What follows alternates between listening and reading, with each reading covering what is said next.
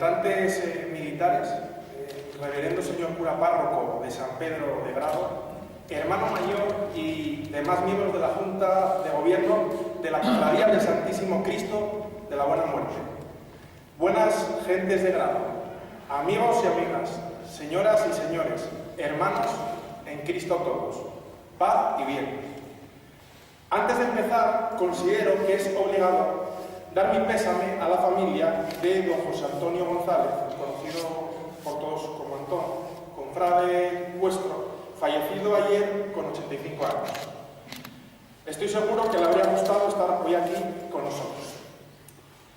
En primer lugar, quisiera agradecer públicamente en el hermoso marco de la Capilla de los Dolores, en la que nos encontramos, la propuesta y la invitación a que este hermano que les habla se encargase de pronunciar el pregón que será la antesala del inicio de la Semana Santa de este año del Señor de 2019 en la muy noble villa de Grado. Gracias a la Junta de Gobierno de la Cofradía del Santísimo Cristo de la Buena Muerte por haber pensado en mí para esta importante encomienda. Si así lo ha hecho, ello significa una cosa.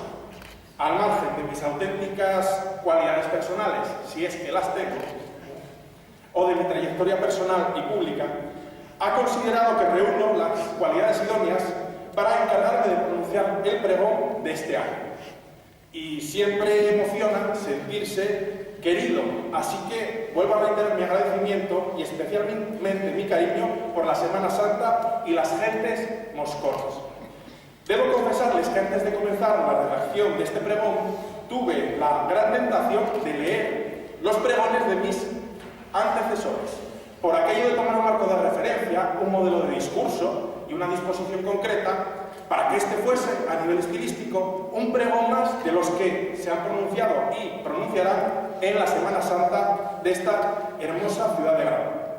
Enseguida desistí de esta idea, en el convencimiento de que no partir de un modelo preestablecido de redacción y encomendándome a la vez al Santísimo Cristo de la Buena Muerte, daría como resultado una reflexión original. Otra cosa es que esta reflexión tenga la profundidad o el valor suficiente como para que ustedes la recuerden bien después.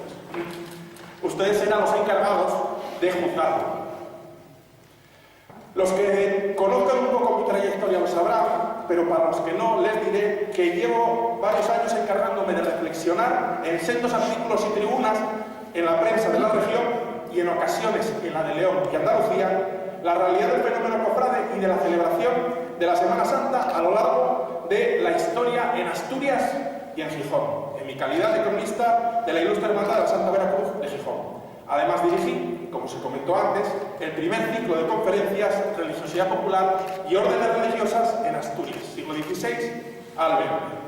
Además he publicado 2 libros específicos sobre el mundo cofrade y la Semana Santa de Gijón. Tanto he escrito y reflexionado sobre la Semana Santa que ahora, queriendo ir a lo principal y más sustancioso, no sé por dónde empezar. A pesar de esta experiencia previa que acabo de exponerles, tampoco sé si poseo las innumerables cualidades y virtudes que se le presuponen a un pregonero de la Semana Santa. Pero lo que sí puedo asegurarles es que no me falta empeño, energía y una alta dosis de estima por el pueblo moscovo. El ímpetu es una de mis mayores virtudes y defectos. Júzguenlo ustedes por sí mismos. Y antes de comenzar, debo reconocer que cuando afronté la tarea de su redacción, dudé mucho respecto al enfoque que darle, dadas mis múltiples facetas personales que han podido escuchar en la presentación biográfica precedente. Redactarlo como escritor poniendo el acento en los rasgos de estilo y en la narración profusa sobre el significado de la Semana Santa. Redactarlo como cofrade, poniendo el acento en la piedad y los sentimientos que pasan por su corazón cuando participa en las solemnes procesiones. Redactarlo como hermano franciscano, desde el punto de vista de la fe y más concretamente desde el ejemplo y enseñanzas de San Francisco de Asís. O redactarlo como hombre de ciencia, usando solo el dato histórico para reflexionar sobre el aporte cultural de la Semana Santa sin ningún tipo de atisbo de valoración espiritual. Al final llega a la conclusión que cualquiera de estos enfoques, por sí solo, mundo carecería de la suficiente riqueza que otorga la diversidad de puntos de vista, que siempre aporta mucho. Por lo tanto, creo que en este pregón aparecerán unidas mis 4 principales facetas que les he venido apuntando, y además de forma entremezclada. Mi vinculación con el mundo cofrade, mi vinculación con la docencia e investigación de la historia, mi pertenencia a la familia franciscana y también mi dedicación al mundo de la escritura. De esta mezcla, que en principio podrá parecerles un poco sorprendente, ecléctica o atípica, espero que nazca una reflexión novedosa, la cual les invite a ver de otro modo la Semana Santa. Si es así, me alegraré mucho de ello. Hecha esta introducción o alegato inicial, típico de todo narrador, quisiera comenzar mi intervención con una frase de mi admirado y amado padre San Francisco de Asís. Ya he dicho que soy franciscano y que en concreto soy hermano profeso de la Orden Franciscana Seglar, antiguamente conocida como Venerable Orden Tercera de Penitencia de San Francisco de Asís, una de las 3 órdenes que fundó en vida el padre Seráfico. Pues bien, San Francisco de Asís, entre las profundas frases que dejó a sus hijos espirituales, dijo una que cada vez que la pronuncio me sobrecoge el alma, por las grandes implicaciones que tiene si uno alcanza a comprenderla en toda su profundidad. El Señor me dio hermanos. Efectivamente, que el Señor le dio hermanos a San Francisco de Asís implica que le dio un grupo de amigos y seguidores. Además implica que los miembros de este heterogéneo grupo, formado por ricos, nobles, pobres, jóvenes, ancianos, cultos, analfabetos, se convirtieron y se consideraron a sí mismos como hermanos, a pesar de que cada uno era de su padre y de su madre. Todos ellos eran miembros de la misma familia espiritual. Por otro lado, y lo que me parece más importante, San Francisco de Asís pone el acento en el don que supone para él el ideal de la fraternidad, de la comunidad o de la hermandad. En este sentido, la Iglesia solo puede entenderse como comunidad, pero no como una comunidad en sentido estadístico, bautizados en una parroquia o una diócesis, que en los tiempos que corren cabe la posibilidad remota de que algún día se encuentren en una celebración litúrgica. No, debe entenderse como una comunidad viva, una comunidad formada por hermanos en la fe, que se acompañan y se ayudan y se sienten parte de la misma familia. De este modo, la Iglesia es la fraternidad de los hijos de Dios, la fraternidad o confraternidad universal, la cofradía universal. Con esta forma de entender la Iglesia como comunidad, si nos faltasen las piedras, si nos faltase la construcción, mientras hubiese comunidad, no faltaría nada. La construcción, el templo, solo lo necesita el hombre, no lo necesita Dios. ¿Y qué tiene que ver esto con la celebración de la Semana Santa? ¿Acaso me he puesto a divagar y me he perdido? Podría ser, pero no. Lo que acabo de decir, que es a la vez sencillo y a la vez complicado de que lo pongamos en práctica por el devenir de la sociedad actual, supone que Cristo padeció, murió, resucitó y ascendió a los cielos, únicamente por nosotros y nuestra salvación. Y no únicamente nuestra salvación individual, sino nuestra salvación como pueblo fiel, nuestra salvación como comunidad, como familia o como fraternidad. Por tanto, el que crea que puede vivir solo, el que crea que no necesita de sus semejantes, el que crea que puede salvarse por sus únicas fuerzas, sin siquiera valerse de la misericordia de Dios, que está personificada o vivificada en las procesiones de Semana Santa, es un auténtico ignorante. Ignora la única y poderosa verdad que es esta: el Señor que se hizo carne y habitó entre nosotros está representado en toda la vida natural y humana que nos rodea, de la que Él es Padre. De ahí que San Francisco de Asís le hablase al hermano pájaro o al hermano lobo, por poner un ejemplo. Todos los miembros y componentes de la creación somos hermanos. Aunque franciscano y doctor especialista en historia de la Iglesia, no soy teólogo, pero lo entiendo y lo interpreto humildemente así. Pero sobre todo, Jesucristo está presente en los más necesitados, enfermos, pobres, ancianos que viven solos, seguido de un largo etcétera de descartados. Por ello, el que se sienta devoto de la Semana Santa y venere con fervor los padecimientos de nuestro Señor Jesucristo y no se sienta ni un poco de dolor al ver los calvarios cotidianos, soledades, pobreza, falta de trabajo, que tantas y tantas gentes sufren a nuestro alrededor y en el mundo, no es consciente del grave error en el que vive. Dios se bajó, se hizo chiquito, como muestra de su poder, de su humildad y como puerta para nuestra salvación. Es el niño que dormita en el pesebre, es el joven que se convierte en adulto, predica, enseña y hace milagros, es el hombre que sufre el Calvario y acaba en la cruz, el único que puede salvarnos. Ese Dios hecho carne es el Dios misericordioso al que veneramos los cristianos. También es el Cristo de la buena muerte. Por otro lado, no es casual que San Francisco de Asís fuese el impulsor de la tradición en Occidente de la devoción por los belenes. Esos belenes que todos tenemos en nuestras casas en tiempo de la Navidad, más sencillos, ceñidos al misterio, o más ostentosos, con pastores, casas, ríos, gallinas, otros animales, elementos naturales y demás adornos. Nos sirven para poder visualizar y profundizar en nuestra mente humana y limitada el gran misterio del nacimiento de Cristo.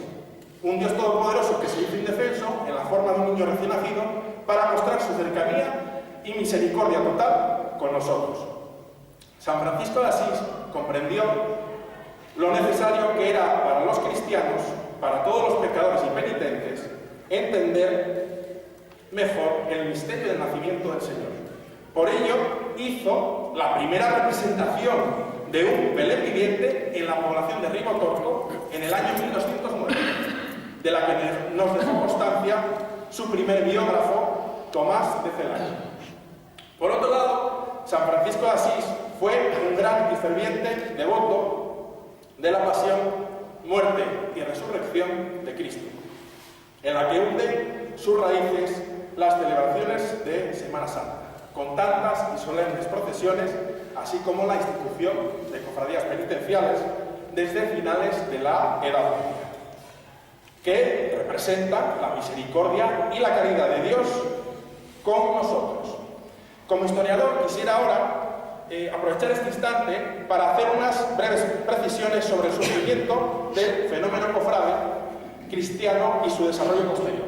Lo que tenemos en el siglo I y II después de Cristo son los colegia dedicados a las divinidades paganas romanas, en las que sus asociados pretendían asegurarse un lugar digno para ser enterrados a su muerte. En el siglo III y IV, con la expansión y consolidación del cristianismo, se desarrolla este tipo de movimiento asociativo, pero inspirado ya en los ideales de la fraternidad cristiana, fundamentados en los pasajes del Nuevo Testamento. Del siglo V al X, en época medieval, este tipo de institución ya tiene un perfil definido y coincide, más o menos, con las cofradías de edad moderna y contemporánea. Los factores que van a determinar en todo Occidente que se creen van a ser los siguientes: la conciencia de la propia pecaminosidad, el miedo a Dios como juez supremo, el deseo de redimir las penas y castigos de los familiares difuntos en la otra vida, con el temor al infierno y al purgatorio, y la costumbre de celebrar misas en su memoria. Lo que tenemos a partir del siglo XI, de manera paulatina, con las órdenes religiosas, comienzan a distribuir entre sus benefactores laicos un certificado de confraternidad por el que les hacen partícipes de los privilegios y beneficios espirituales de la comunidad monástica. Así se extiende el fenómeno cofrade.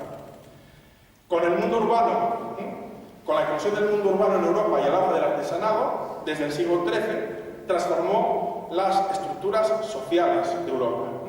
Surgen los gremios que son colegios profesionales y muchos de los gremios tienen previstas formas de ayuda a sus miembros e incluso celebraciones religiosas. Por eso en esta época es difícil a veces ver la diferencia entre gremio y cofradía. Será en el tránsito de la Edad Media a la Edad Moderna cuando se produce el gran impulso y desarrollo de las cofradías. Es decir, del tránsito del siglo XV al siglo XVI. Un espaldarazo o impulso muy importante al fenómeno cofrade y penitencial se produce en el contexto de la Reforma Protestante. Con la Reforma Protestante, que se inicia por Martín Lutero y es impulsada por sus seguidores, los protestantes van a criticar e incluso condenar una buena cantidad de tradiciones, preceptos y dogmas de la Iglesia Católica. En algunos casos con fundamento, pero en otros muchos no, sin él. Entre ellas se critica el excesivo culto y devoción a las imágenes de los santos y mártires. Fruto de esta crítica, sacarán de sus iglesias reformadas todo lo que sea una distracción o intermediación para el contacto directo con Dios. Por su parte, la Iglesia Católica celebra el Concilio de Trento, en parte como necesidad ante los ataques de los protestantes. Se intenta en dicho concilio hacer una reflexión interna, ver lo que había que mejorar, ver lo que había que cambiar y ver en qué había que mantenerse. En este sentido, en Trento se reafirma nuestra Iglesia en la importancia del culto a los santos como intercesores con Dios y del uso de las imágenes para ayudar al pueblo fiel a acercarse a su dimensión espiritual como una herramienta útil de catequización.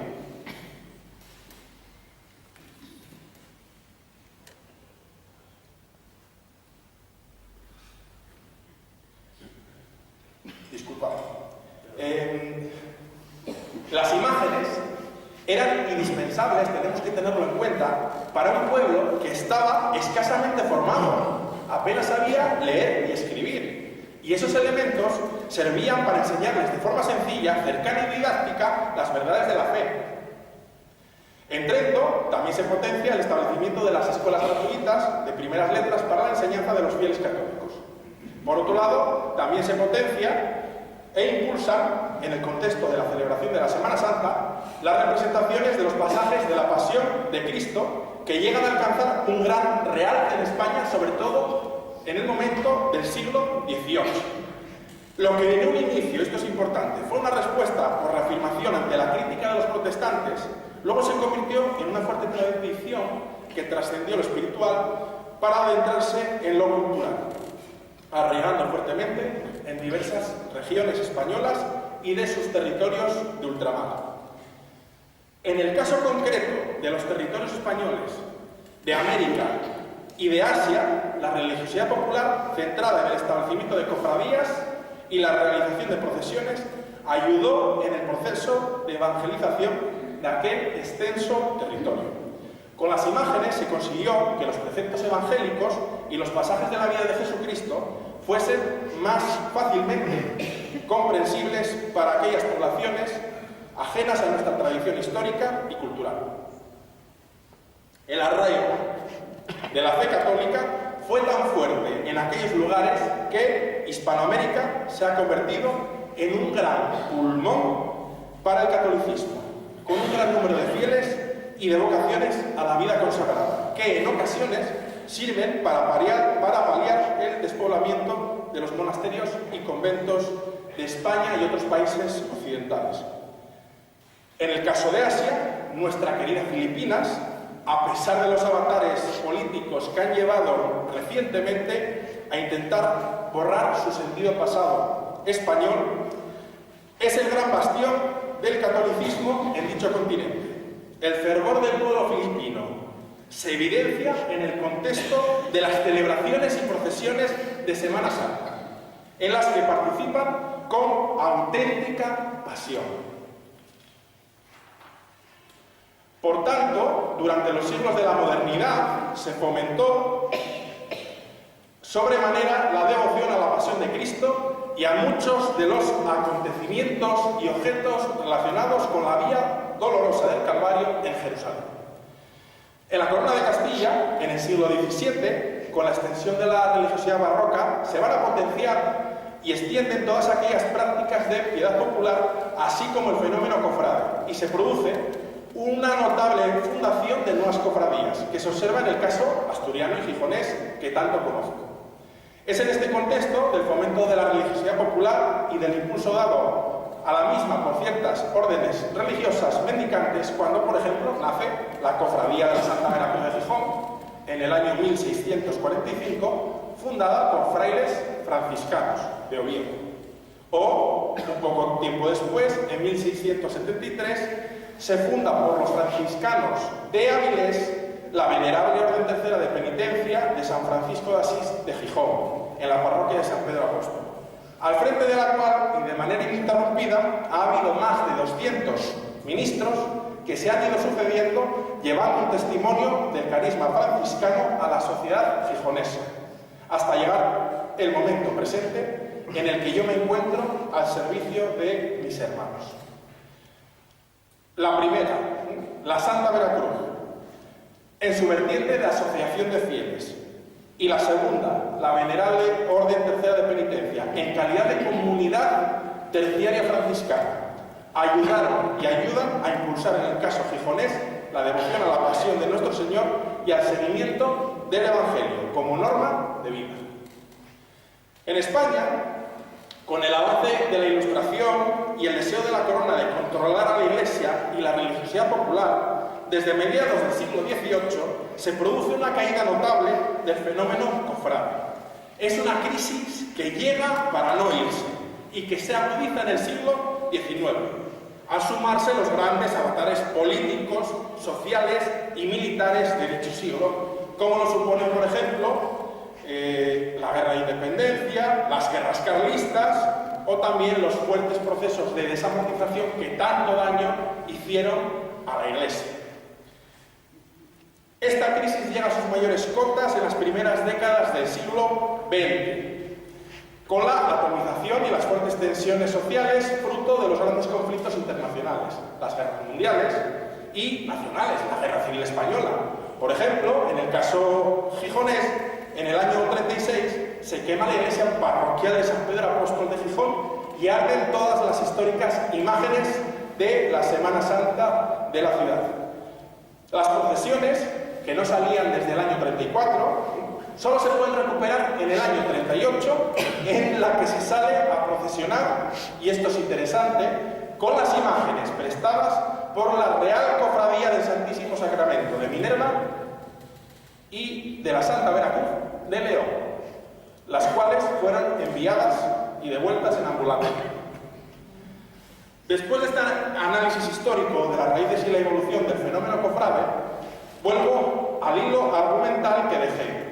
La celebración de la Semana Santa tampoco se puede entender sin la celebración comunitaria, como no se pueden entender las tradicionales procesiones sin la conglomeración de los fieles que asisten a las mismas, los grupos de porteadores y demás miembros de las cofradías que unen sus esfuerzos para sacar año tras año las imágenes de la pasión, con la mayor veneración y el mayor realce.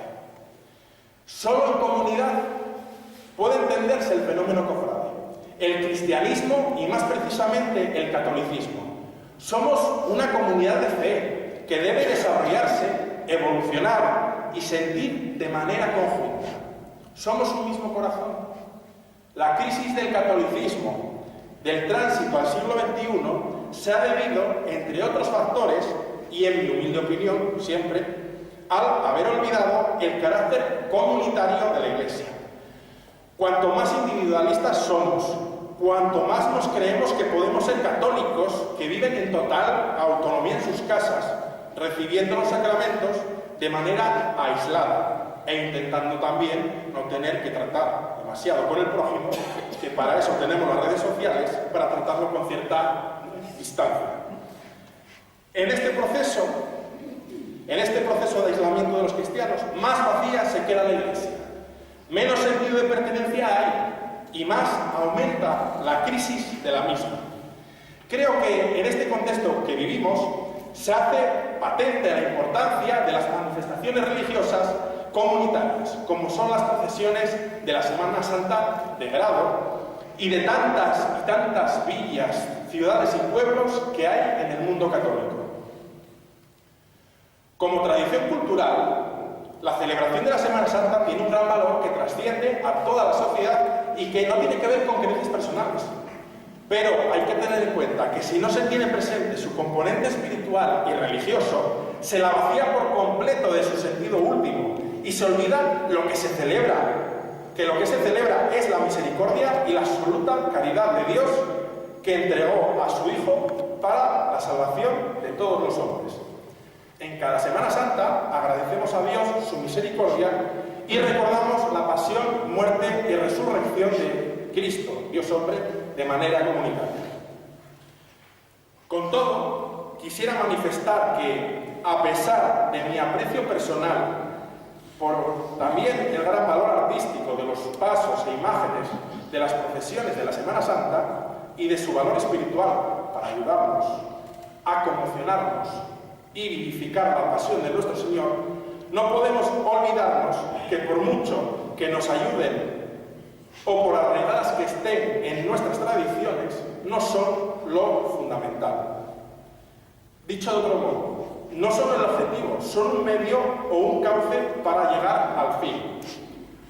No por mucho engrandecer, mejorar o enriquecer los pasos e imágenes, no por mucho mejorar y mejorar las procesiones de Semana Santa, estaremos dando un mejor culto a Dios o nos acercaremos más a la comprensión de su pasión y muerte por nosotros. Dios no necesita de todas esas cosas. Dios es más grande que todo eso. Dios solo pide de nosotros nuestra fe, nuestras buenas obras y nuestro reconocimiento de lo limitados que somos. Somos nosotros los que precisamos de los gestos, los símbolos, las imágenes como formas que ayudan a nuestra mente limitada a conocer y acercarnos a un Dios tan grande, poderoso y bueno que se hizo carne y se mostró indefenso para conseguir con sus sufrimientos redimir todos nuestros pecados. Para terminar, sin llegar a aburrirles, espero no haberlo hecho, o quizás sí, y a modo de balance final, quisiera destacar que ese Dios nunca ha necesitado ni oro, ni plata, ni bronce, ni gran realce. Lo único que ha necesitado es la paja de un pobre pesebre y una cruz de madera.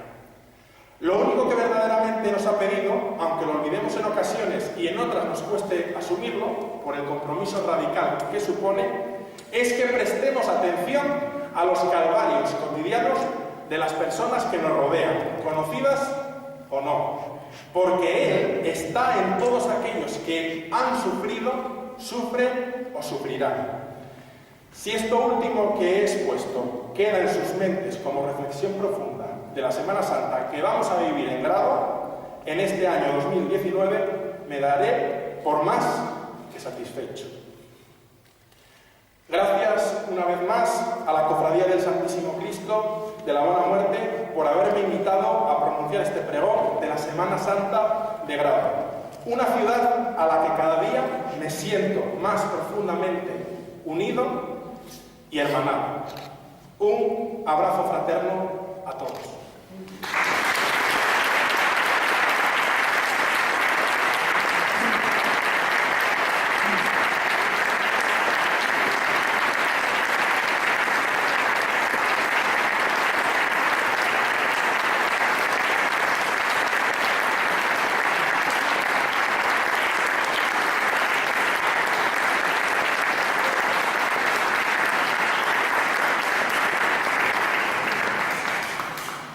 Nuestro hermano mayor hace entrega de la medalla de la cofradía a nuestro pregonero.